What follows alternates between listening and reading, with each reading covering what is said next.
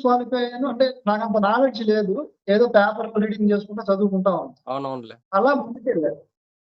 Prelims అయిపోయింది. ఆ తర్వాత డిగ్రీ నా క్లాస్‌మేట్స్ అందరూ కూడా ప్రిలిమ్స్ అయిపోయిందంట. నేను అయిపోయింది. రన్నింగ్ అసలు రన్నింగ్‌లో ఏముంటదో కూడా తెలీదు నాకు. 1600 మీటర్లు ఉంటదని తెలీదు. 100 మీటర్లు 100 ఎంత ఉంటదో తెలీదు. లాంగ్ జంప్ ఎంత ఉంటదో నాకు తెలీదు. అసలు దానికంటే మార్కులు ఉంటాయా అని కూడా నాకు తెలీదు. ఎవరు బాగా పరిగెడితే వాళ్ళకి మార్కులు ఉంటాయని అప్పుడు చెప్పారు.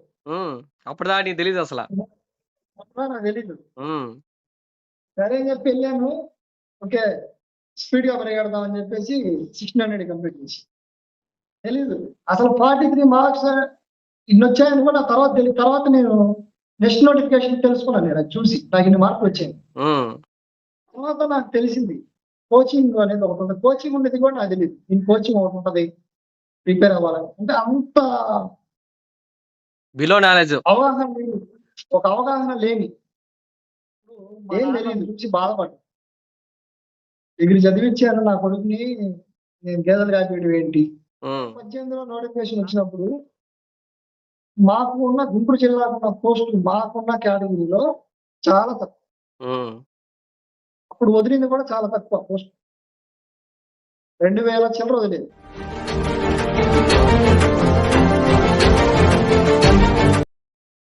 Hi Prasanna. Thank you so much Prasanna. Video ఇచ్చినందుకు, వీడియో చేస్తానని ఒప్పుకున్నందుకు. సరే ప్రసన్న చెప్పు, ఇప్పుడు నువ్వు ఎక్కడి నుంచి వచ్చావు, ఏంటి అసలు, ఏంటి పరిస్థితి, ఈ జర్నీ ఎలా స్టార్ట్ అయింది, ఏంది? నీకు తెలుసు కానీ మాది గుంటూరు జిల్లా మండలం ఏలూరుపాడు గ్రామం.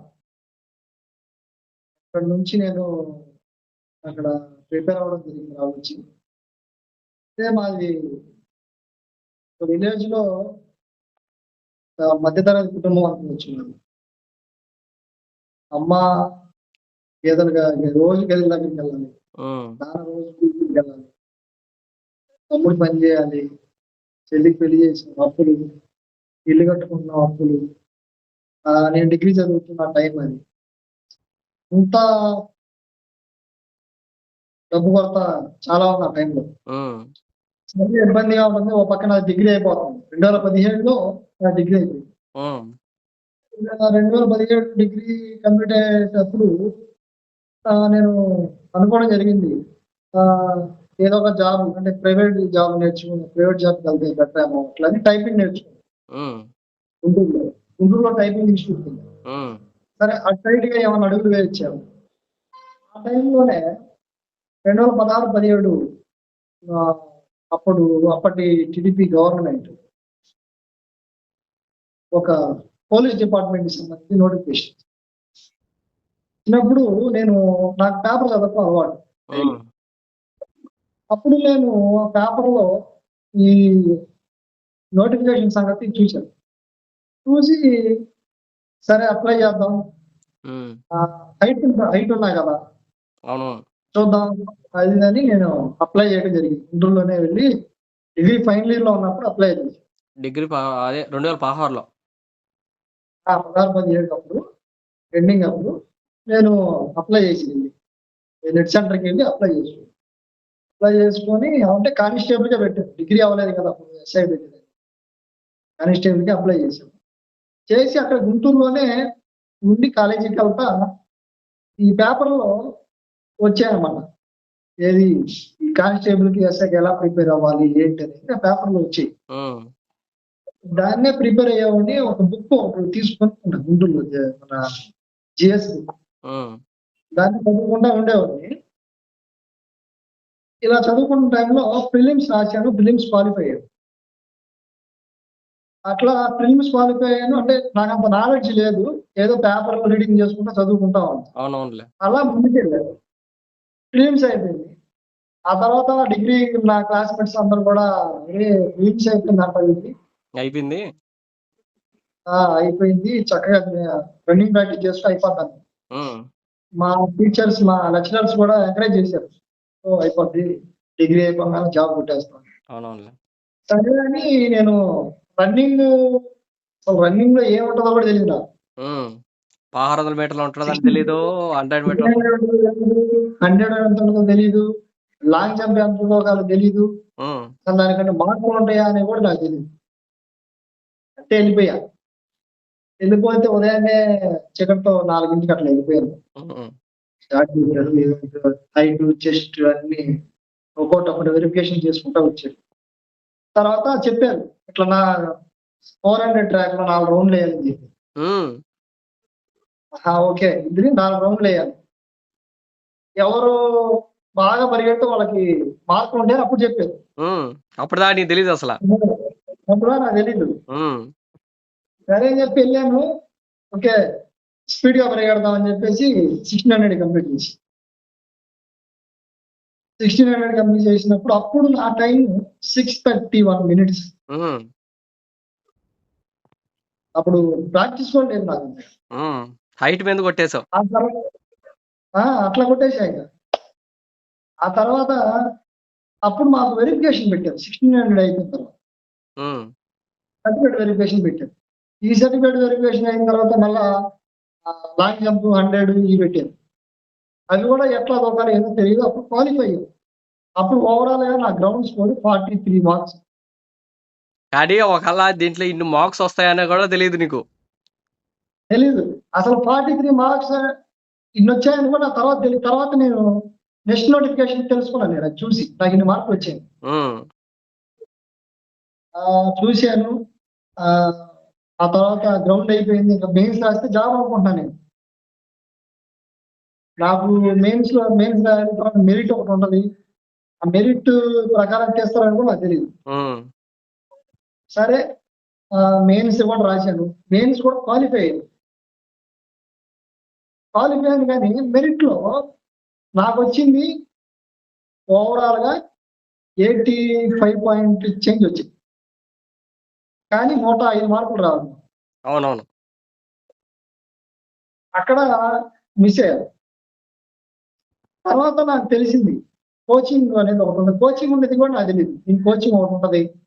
ప్రిపేర్ అవ్వాలని. అంటే అంత బిలో నాలెడ్జ్. అవగాహన లేని, ఒక అవగాహన లేని, ఏం తెలీదు.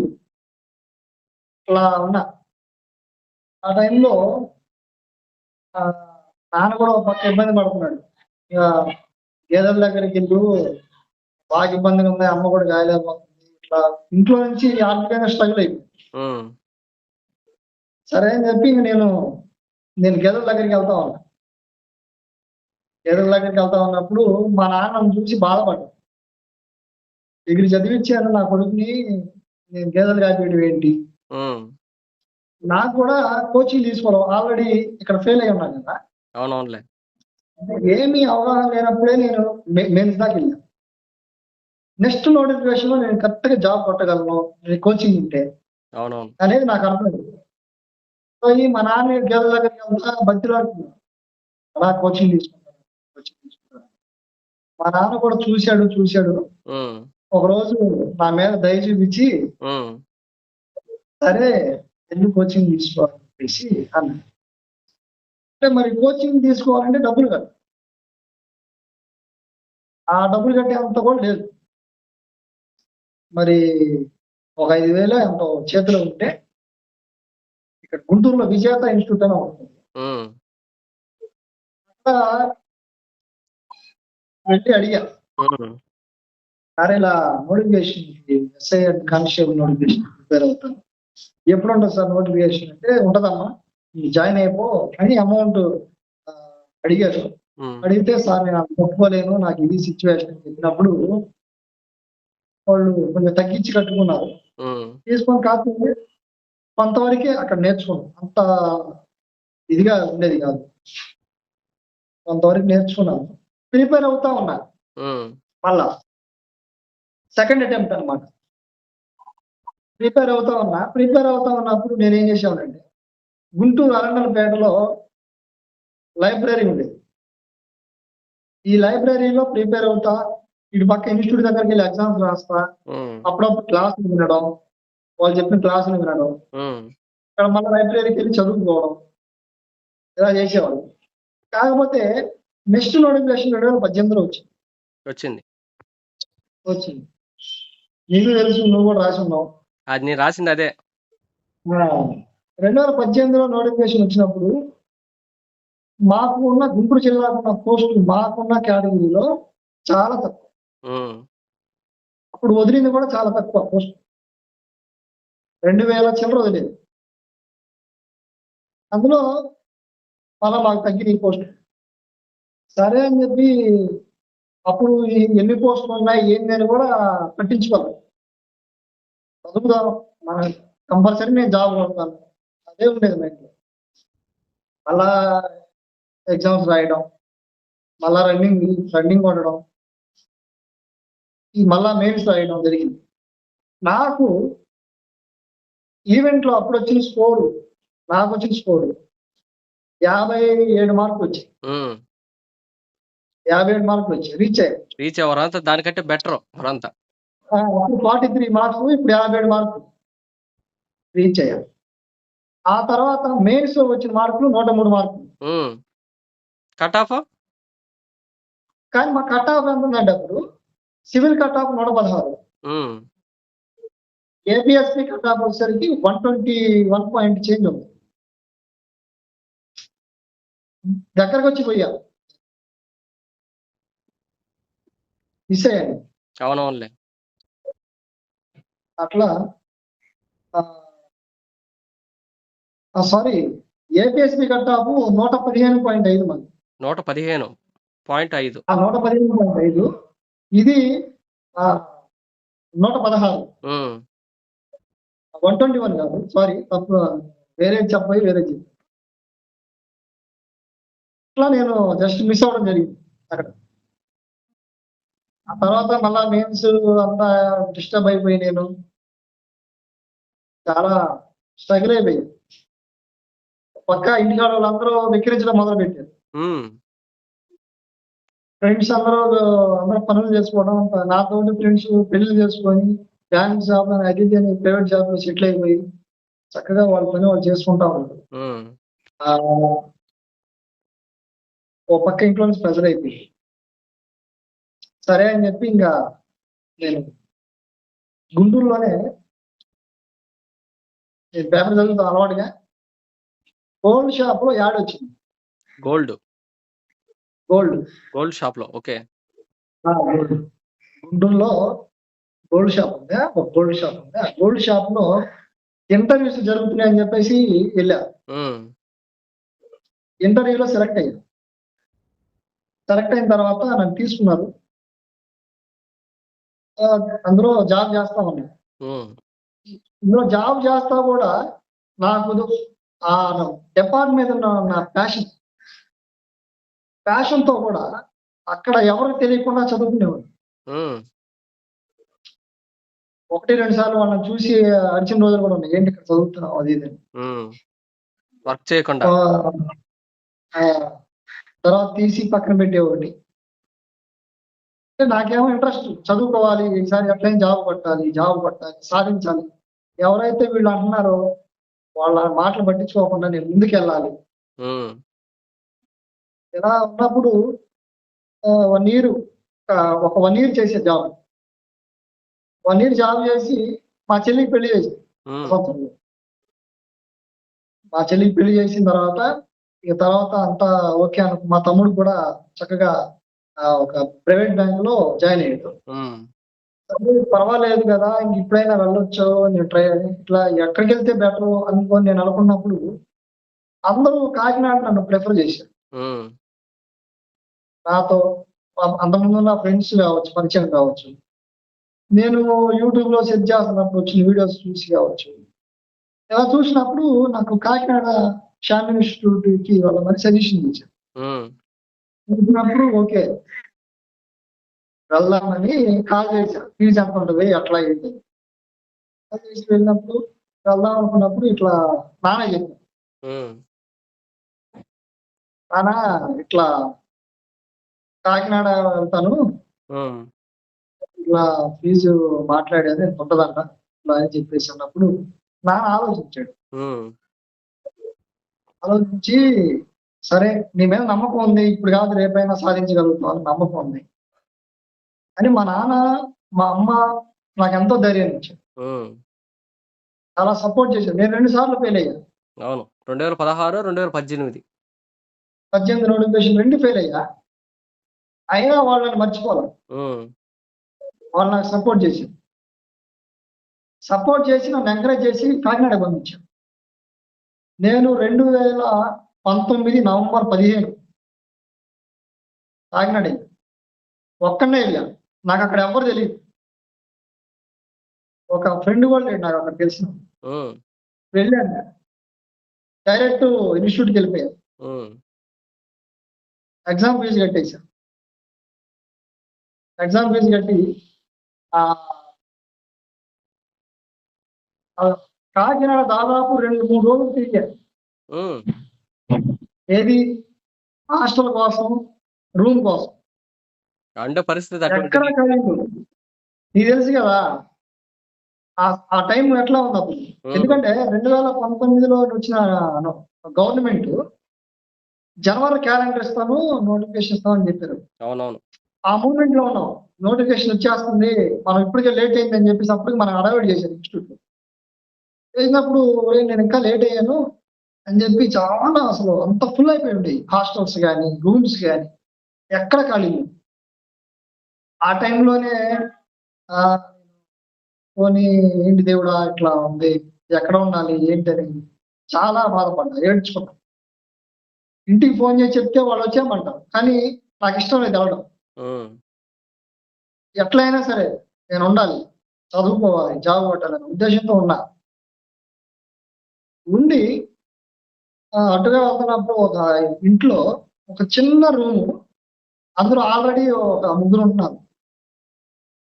ఆ రూమ్ లోనే బాత్రూమ్ అటాచ్. ఉమ్, ఇట్లా ఉండేది. అక్కడే వాళ్ళు పాపం వాళ్ళే ఇరుక్కొని పడుకుంటున్నారు. ఆ ఓనర్ నేను అడిగా, మేడం ఇక్కడ ఏమైనా ఖాళీ ఉంటుందా అంటే, పైన ఉన్నారు 3 ఉన్నారు, వెళ్ళి అడగండి అని చెప్పేసి అన్నప్పుడు నేను పైకి వెళ్ళి చూసినప్పుడు చాలా దుర్భరంగా ఉంది. వాళ్ళు నన్ను యాక్సెప్ట్ చేశారు. ఎట్లా వాళ్ళది విజయవాడ. ఉమ్, అదే వెంకీ వాళ్ళు వెంకట్రావు, వెంకీ ఉమ్, ఉమ్, అన్నీ అవును. అన్నాను. వాళ్ళు నన్ను ఒక తమ్ముళ్ళలాగా రిసీవ్ చేసుకున్నారు. ఎందుకంటే వాళ్ళు నాలాగా వచ్చిన వాళ్ళే కదా. వాళ్ళు నన్ను మంచిగా రిసీవ్ చేసుకున్నారు. ఆ తర్వాత బాత్రూమ్ పక్కనే పడుకునేవాడు. ఉమ్, ప్లేస్ ఉండేది కాదు. ఎందుకంటే అటాచ్డ్ కాబట్టి. అటాచ్డ్, ఒకే రూమ్, ఇంత రూమ్, చిన్న రూమ్, తప్పలు, స్మెల్, ఇక భయంకరమైన పోరాటం అనుకోవాలి ఆ టైంలో మనకి. ఖచ్చితంగా. ఆ, ఇంకా ఆ సిచ్యువేషన్ ఉన్నప్పుడు ఉదయం 4కి క్లాసు. ఉమ్, ఉదయాన్నే 4కి క్లాసు. భయంకరమైన చలి.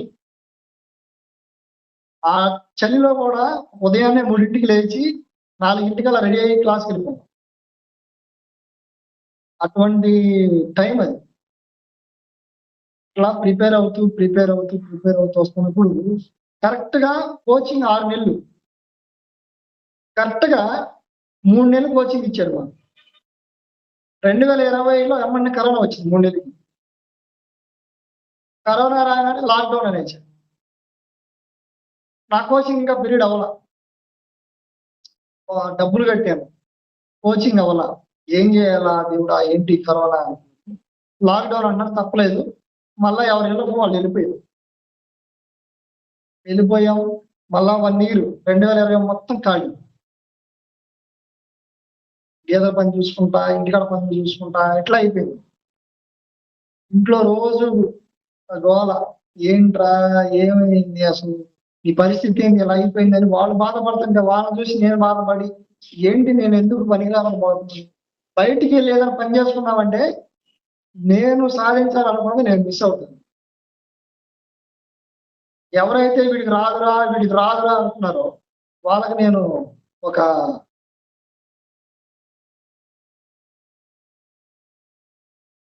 ఎందుకు పనికిరాని వాళ్ళగా మిగిలిపోతాను. అవునవును. అన్నీ అనుకొని మళ్ళా 2021 కరోనా అయిపోయిన తర్వాత 2021లో నోటిఫికేషన్ ఇస్తారు కంపల్సరీ అన్నప్పుడు గుంటూరులో రూమ్ లో ఒక 2-3 నెలలు గుంటూరులో. గుంటూరులో. ఉమ్, అప్పుడు మళ్ళా అక్కడి నుంచి వచ్చి కాకినాడలో మళ్ళా క్లాసులు స్టార్ట్ అయ్యారు. అప్పుడు మాకు 3 నెలలే కదా చెప్పి. అవునవును. రిమైనింగ్ ఇంకా క్లాసులు ఉన్నాయి కదా. మిగిలిన క్లాసులు ఉన్నాయి కదా, అప్పుడు చెప్తాను అన్నప్పుడు నేను సెకండ్ టైం వచ్చినప్పుడు మళ్ళా రూమ్ దొరకలా. అప్పుడే మీరు దొరికారు నాకు. అవునవును. మన మెస్ రత్నమైత్రి అక్క చాలా మంచిది అక్క. అమ్మ కూడా చాలా మంచిది, చాలా ప్రేమగా చూసుకునేవాడు. అక్క మిమ్మల్ని పరిచయం చేసింది అప్పుడు నాకు. ఆ అక్కే కదా చేసింది అయితే తీసుకొచ్చింది. అక్క నిన్ను పరిచయం చేసింది. ఆ తర్వాత నవీన్ వచ్చాడు.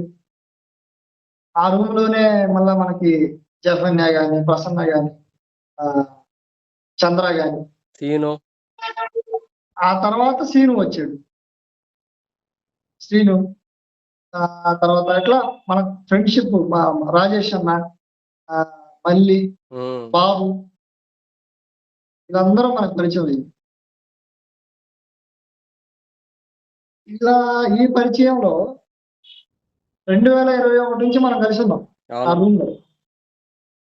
అలా కలిసి ఉన్నప్పుడు మనం ప్రిపేర్ అవుతా ఉన్నాం, చేస్తా ఉన్నాం. ఇదిగో నోటిఫికేషన్ అని ఒక రైతు హడావిడి చేసింది. అర్ధరాత్రి. అర్ధరాత్రి హడావిడి చేసింది. మనకు నిద్ర లేని రైతు లేదు. ఆ, అమ్మాయ నోటిఫికేషన్ వచ్చేస్తుందంట, మన కళ్ళ కన్నా రోజు వచ్చేసింది, మనకి ఈసారి కంపల్సరీ అని చెప్పి ఆ నైట్ 1 గంట దాకా ప్రిపేర్ అయ్యాను. రాత్రి 1 గంట దాకా బుక్ తీసి, హిస్టరీ బుక్ తీసి ప్లానింగ్ చేసుకొని హడావిడి చేసి పడుకున్నాం. తెల్లారి చూస్తే 400 పోస్టులు ఇచ్చింది. 450. 450. ఆ పోస్టులు చూసి కాసేపు ఎస్ఐ పోస్టులు అంటారు, కాసేపు కానిస్టేబుల్ పోస్టులు అంటారు. మీరు ఎవరు డల్ అవ్వద్దు, నోటిఫికేషన్ ఇస్తారు, ఇది కాదు అని కొంతమంది అంటారు. చాలా నిరుత్సాహం. ఆ సందర్భంలో నువ్వైతే అసలు ఏయో ఒకటి ఫస్ట్ ఇవ్వనిరా ప్రిపేర్ అవుదాం అని అన్నావు. అంటే 400 పోస్టులు కూడా సిద్ధపడ్డాం మనం. ఏం చేద్దాం, తప్పదు. ఎందువల్లంటే మనం అన్ని స్ట్రగుల్ పడ్డాం ఆ టైంలో ఆడ. విసిగిపోయి చాలా చాలా చాలా బాధపడ్డాం. అటువంటి బాధలో ఉన్నప్పుడు, అటువంటి ఇబ్బందుల్లో ఉన్నప్పుడు, అటువంటి సమస్యలో ఉన్నప్పుడు మనం ధర్నాలు చేయడం మొదలుపెట్టాం. స్టార్ట్ చేసింది మన కాకినాడలోనే ధర్నా. మనమే స్టార్ట్ చేసాం. నోటిఫికేషన్ 6,000 ఒప్పంద నోటిఫికేషన్ ఇస్తా అని చెప్పారు కదా, ఇవ్వాలని చెప్పేసి రోడ్ల మీద కూర్చొని బస్సుల కింద కూర్చున్నాం.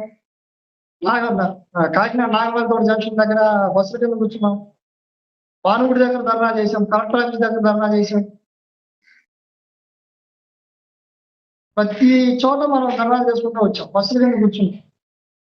ఆ రోజులన్నీ గుర్తున్నాయి. ఆ రోజు ఖచ్చితంగా బాగా మర్చిపోలేని రోజులు. మర్చిపోలేం. మనం ఏడ్చుకున్న రోజులు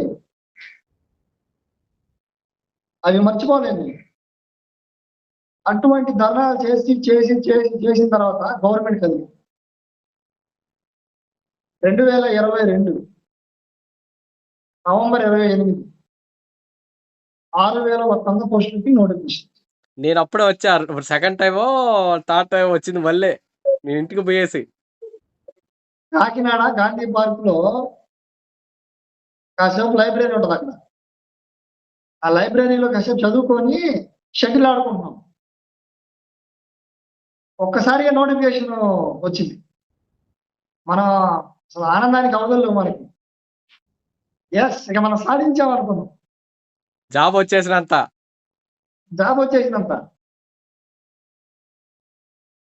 నేను కానీ నవీన్ కానీ మనం అందరం కూడా చాలా హ్యాపీ ఫీల్. అటువంటి సిచ్యువేషన్ లో మనం ప్రిపేర్ అవుతా ఉన్నప్పుడు 2022 నవంబర్ 28 నుంచి ప్రిపేర్ అవుతున్నప్పుడు, ఆ తర్వాత ఎస్ఐ ఎగ్జామ్ ఫస్ట్ ఎస్ఐ జరిగింది. ఎస్ఐ జరిగినప్పుడు మంచి ప్రిలిమ్స్ లో మంచి స్కోర్ చేసింది. ఎన్ని వచ్చే ప్రసన్న నీకు ప్రిలిమ్స్ లో? ప్రిలిమ్స్ లో నాకు జిఎస్ లో వచ్చేసరికి మ్యాథ్స్ పేపర్లు ఎన్ని వచ్చాయి? మ్యాథ్స్ పేపర్ లో 55 వచ్చింది. జిఎస్ జిఎస్ 56 ఉమ్, మంచి స్కోర్ చేశాను. అప్పుడు బాగా అంటే కసిగా ఉండేవాడిని అనమాట. చదవాలి ఎట్లయినా, అదో ప్యాషన్తో ఉండేది. అప్పుడు మళ్ళా ఈవెంట్ పెట్టారు. ఆ తర్వాత ఈవెంట్కి వెళ్ళాము. ఆ ఈవెంట్లో నేను చేసిన స్కోర్ 58. ఓకే ఓకే అక్కడ నుంచి మళ్ళా ఆ, అంటే 58 అంటే గ్రౌండ్ లో కొన్ని మిస్టేక్స్ అవ్వడం వల్ల అప్పుడు స్పైక్స్ ఎలా చేయాలి ఎస్ఐకి. గ్రౌండ్ లో స్పైక్స్ ఎలా చేయాలి, ఆ వర్షానికి పెట్టారు నీకు తెలుసు. ఆ వర్షానికి ఈవెంట్లు ఎక్కడ వేయాలా, జారిపోతున్నాం, చాలా ఇబ్బంది పడతా గ్రౌండ్ చేసి. ఆ తర్వాత మెయిన్స్కి వెళ్ళాం. మెయిన్స్ లో రాసిన తర్వాత అది కూడా ఎప్పుడు పెడతారా మెయిన్స్ అని చూస్తే ఆ- సడన్ గా ఇచ్చారు. అది కూడా ఆ గుంటూరు బస్ స్టాండ్ ఎట్ట కూర్చోవండి చాలా నరకం. ఆ రోజు చూస్తే సడన్ గా ఇవ్వడం, సడన్ గా పెట్టడం. మే ఈవెంట్ కి మెయిన్స్ కి 15 రోజులే తేడా. అవును అవునా, 15 to 20 days ఇచ్చారు మనం. ఆ టైంలో చదువుకొని ఎగ్జామ్ రాయాలి. ఇట్లా రాసాం. ఓవరాల్ గా నేను ఎస్ఐలో నాకు మెయిన్స్ లో ఉమ్, 190 చేంజ్ వచ్చాయి. ఓవరాల్ గా నాది మా cut off 163.5 APSP cut off. Civil cut off 220 change ఉంది. 224 222. నాది ఇంకా సివిల్కి అవకాశం లేదు, కానీ ఏపీఎస్పీకి దగ్గరలో వచ్చి మిస్ అయ్యి. అవునవునులే అంటే ఆర్ఎస్ఐ. అప్పుడు అనుకున్నా, చాలా బాధపడ్డా. అంటే నేను చేసిన మిస్టేక్లు కూడా కొన్ని ఉన్నాయి. అవునవును అంటే ఎస్ఐకి ప్రిపేర్ అయ్యేటప్పుడు నేను చేసిన మిస్టేక్లు ఏంటంటే రివిజన్ లేదు, టైం గ్యాప్ తక్కువ అవుతుంది. టైం గ్యాప్ తక్కువ ఉంది, రివిజన్ చేయలేదు. మరి అందరికి వచ్చింది కదా అంటే అందరూ వచ్చిన వాళ్ళు ఏం చేశారంటే అది నోటిఫికేషన్తో సంబంధం లేకుండా చదువుతూ ఉన్నారు. నేనేమయ్యానంటే నోటిఫికేషన్, ఎగ్జామ్స్ ఎప్పుడు, ఈ టెన్షన్స్తో ఉన్నా. ఎప్పుడు పెడతారు అని. దానివల్ల చదవలేదు. అదే ఎప్పుడు పెడతారు ఏంటి టెన్షన్ లేకుండా మన పని మనం చదువుకుంటా పోతే, రివిజన్ చేసుకుంటా పోతే మన సాధించాం. ఎస్ఐగా తప్పు చేసి అది పోయింది. ఆ తర్వాత మిగిలింది